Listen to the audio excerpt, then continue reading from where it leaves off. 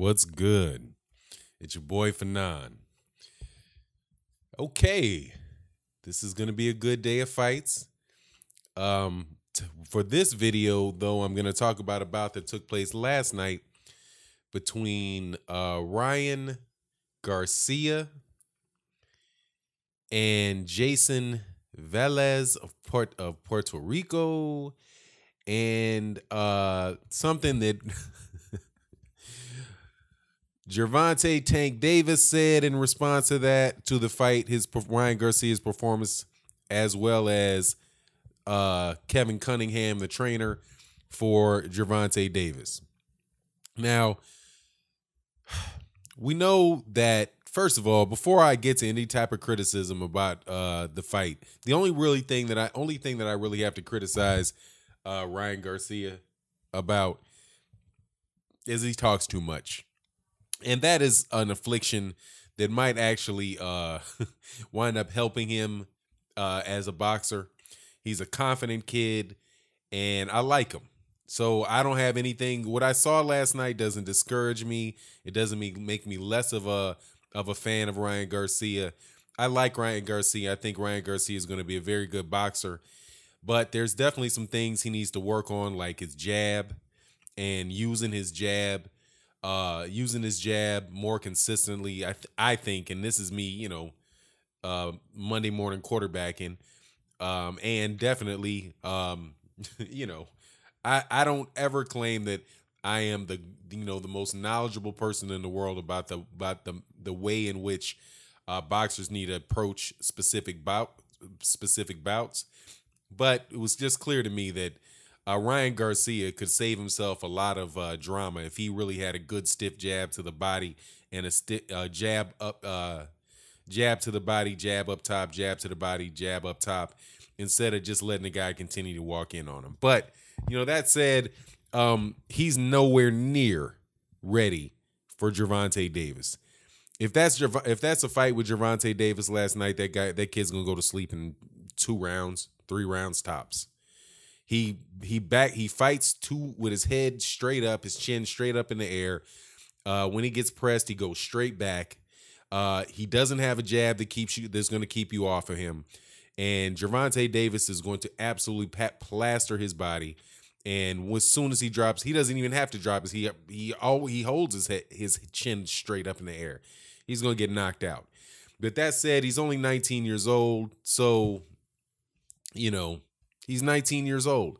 Gervonta Davis is 23 years old. You're 19 years old. I think, but anyway, before I get into all that, I definitely want to hope you guys attend the live stream that I'm going to do later on today. We got Tony Bellew and we got Bellew and David Hay fighting tonight on a Matchroom card. I'm excited about Eddie Hearn's card tonight or this afternoon. So, it's going to be a heavyweight fight that's actually happening, and I don't feel like I have to go out of my way to point out a bunch of nonsense coming from the promoter. So that's refreshing. But so anyway, I'm really looking forward to that fight. Definitely. And then later on this evening, there's a great fight on HBO. And I hate saying it because I'm not a big fan of HBO, but it's an absolutely gem of a fight that I'm really looking forward to it. And it does not involve Gennady Golovkin and Vanis Martirosyan. It involves Cecilia Brækhus. I am seriously looking forward and so happy. This right now with Cecilia Brækhus fighting on HBO tonight. I'm actually glad that I've got access to HBO boxing, because with her fighting, I can't remember, she's in Denmark or some Scandinavian country that I can't think of right now. I can't ever catch her fights real time. I always got to watch it on YouTube, on the replays. But I'm actually going to be able to see her fight live tonight, and I'm excited about that. That's worth tuning in and watching that fight. Now I might turn the Vanis Martirosyan Gennady Golovkin fight off after I watch Cecilia Brækhus, but definitely looking forward to Cecilia Brækhus fighting tonight. I think she is a spectacular fighter, and it is long overdue for this lady to be spotlighted in the United States, along with the other great fighters, the other great fighters in the world. And because she's definitely one of them. In my opinion, she's a great fighter. And she's going to actually have Lucia. I believe she's getting trained for this fight. Or I definitely saw Lucia Riker in her wrapping her hands during a warm up. So, you know, hey man, to see her as well, I mean, it's like, it's just awesome, man. That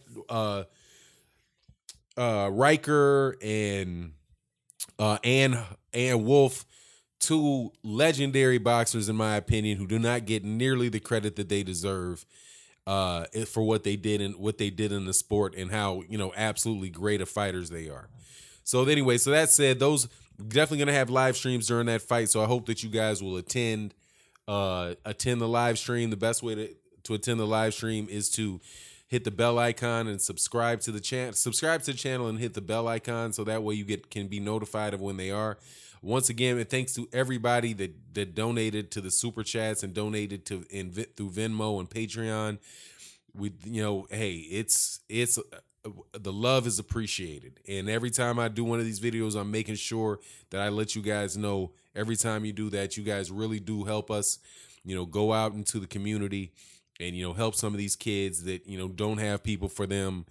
And, you know, and the crazy thing is, I know I'm talking a little bit long about this today, but also, you know, we don't always associate ourselves with the kids that we're helping with the team that these kids are working with, playing for, because sometimes, man, I'm telling you, with this AAU and the way coaches are and stuff, a lot of these kids are, you know, they wind up being where they're very, very good athletes, and you can just see that the people around them have dollar signs, like, you know, like they got dollar signs tattooed on the back of their neck.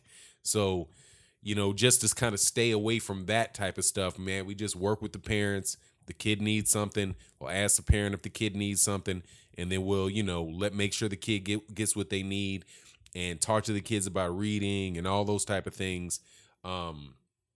And, you know, try to help these cats be, you know, in any way that we can without, you know, falling into that trap. So anyway, thank you guys a lot. I'm sorry I went on a little long about that in this video, but let me get to the article about Tank's coach. Ryan Garcia should never mention Gervonta Davis' name again.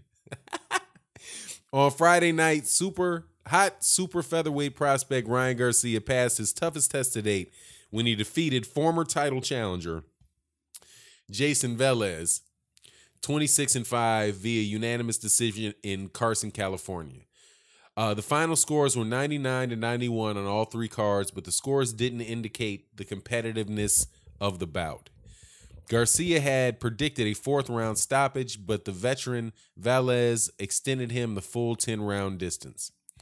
Prior to the fight, the ultra-confident and cocky Garcia called out unbeaten WBA super featherweight champion Gervonta "Tank" Davis, saying that Tank should fight him now and not wait until he gets more experience.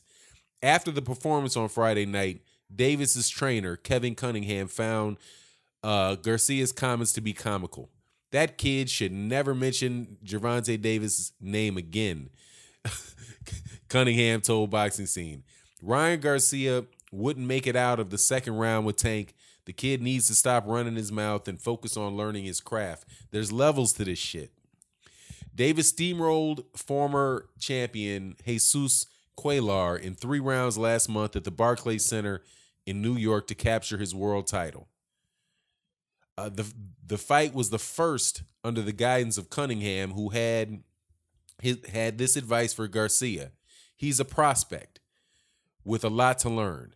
The contest with Cuellar was Davis's first since last August, when he lost the IBF title on the scale for his failure to make the super featherweight limit. He still went forward to pick up a stoppage win over Francisco Fonseca as part of the undercard to the Floyd Mayweather-Conor McGregor pay-per-view. Following the weight snafu and the issues with his home surroundings, Davis sought out the services of Cunningham to help him polish his skills and grow further as a fighter.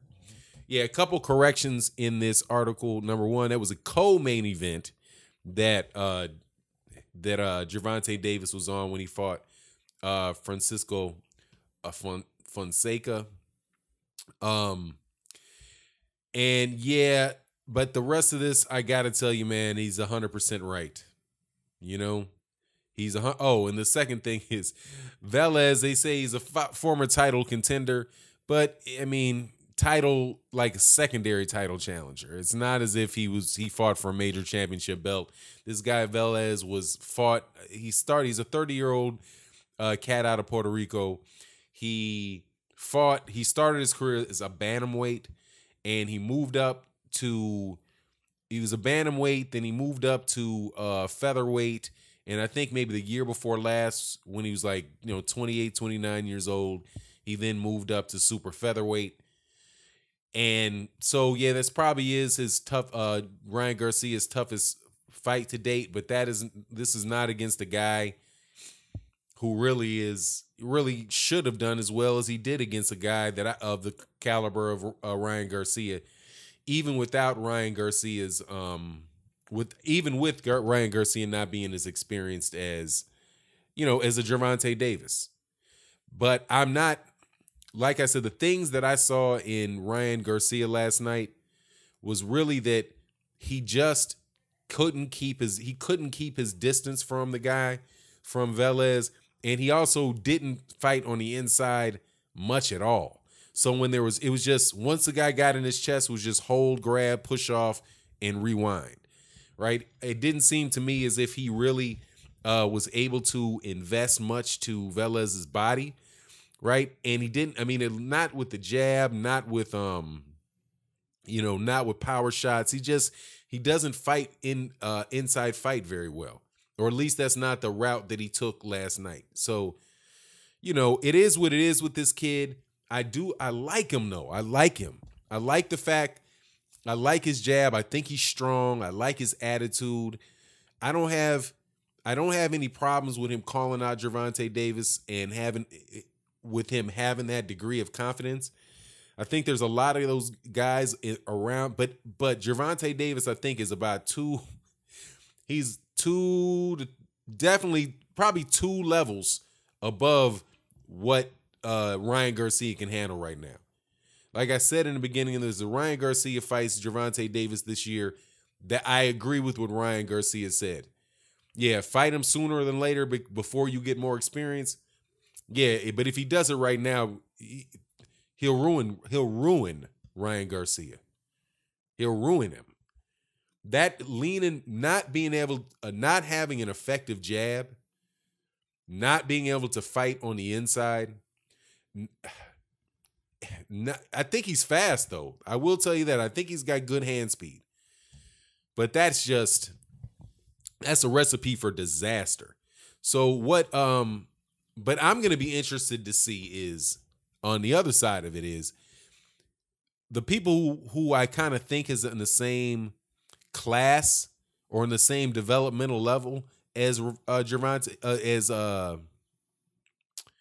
as Ryan Garcia, are guys like Devin Haney, right? Devin Haney, I do believe, is fighting at super feather. He might be fighting at lightweight now, but I think that's a guy who he's fought in the amateurs before, and my understanding is that he won. That they fought 6 times. Some people say it's 3-3. Somebody says it's 3-2 in favor of Ryan Garcia, but that Devin Haney won the last couple or won the last 3. I'm not sure, but I mean, that's the matchup that I see for Ryan Garcia down the road. That really is going to be, that I think is going to be the matchup that can really be spectacular.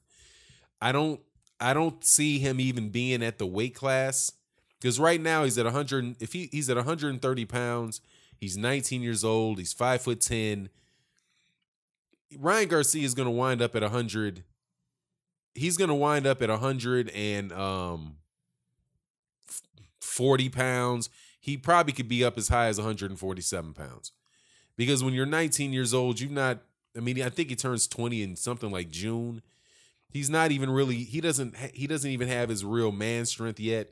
He doesn't really have his full size. So like him, Devin Haney, Shakur Stevenson, those. I think those guys are all people that could wind up matching up, and fighting each other in a couple years, 2-3 years.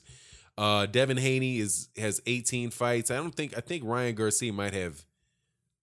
I think Ryan Garcia might have 15 fights, right? Yeah, that was Ryan Garcia's 15th fight. So you have Devin Haney right around there. You also have Shakur Stevenson.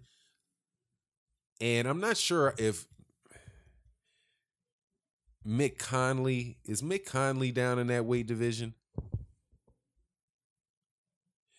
I'm not sure if Mick Conley is around that age, around that size. He might be a little bigger. I'm just having a hard time remember what weight class Mick Conley is in. But anyway, just around there. I think by the time they get to that size, 2-3 years, they're gonna be in a weight division or 2 weight divisions above where Gervonta Davis is. I think Gervonta Davis is 23 years old at 5 foot. What is he? 5'5", something like that. And he looked under Kevin Cunningham. He looked like he made that weight. He looked like he made the weight very, very well this time. Like he didn't look drained. I thought he looked drained before the Cuellar fight during the press conference. And during the weigh-in, I was like, wow, he really looks gaunt. I mean, because usually Tank's got kind of really full face, real thick nape, all of that stuff. You can see like the cheekbones. You can see the definition in his cheekbones. He looked really cut. So I was worried about him going into the fight about whether or not he was going to be, whether or not he was really drained. And to see how much weight he would put on, in between the fight, the day before and the fight. And he didn't look like he put on much weight at all. He looked much thinner, much more agile. He looked quick. He looked really, really good, man. So I don't see him getting much above 135 pounds. If he gets to 140, I think 140 is a stretch for him. Because then you are starting to get, with the bigger guys, a 5'8", 5'9", guys that are walking around, in shape at a solid 155, guys like that. Guys like Regis Porgray, Josh Taylor, guys like that. I think they're getting a little bit too big for Gervonta. So I don't see Ryan Garcia and Gervonta Davis matching up for that reason alone.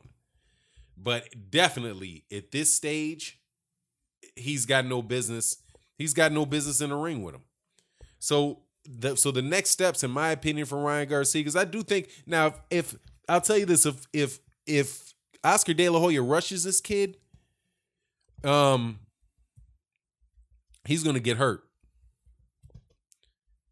If he rushes this kid, he's gonna get hurt because he's too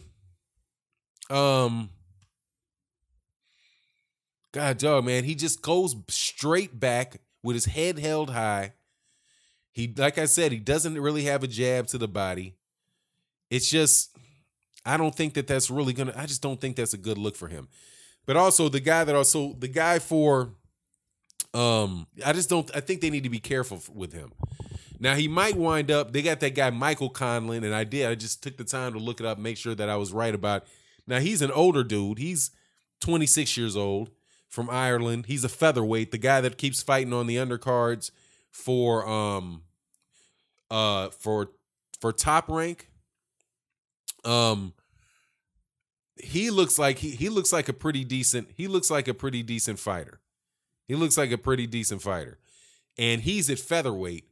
So I wouldn't be surprised at all if he moves up to super featherweight. So super featherweight, then maybe after super featherweight to lightweight. So maybe, yeah, Michael Conlon. So that group of people is where I think that he should focus. And, it's going to be what it is. But, if he tries to, if for any crazy reason that Oscar De La Hoya put him in the ring with Gervonta Davis at this point, that Oscar De La Hoya is just throwing him to the trash. However, with that group of people, and also there's another kid, forgive me, man, there's another kid out there I think he's from New York, and his name is getting me right now, dude. This dude is a monster. The kid that was supposed to make Devin Haney stop fighting, man. I forget what his name is right now, and forgive me, but that seems like the group of people he should be in. But anyway, with that, I'm out. Peace.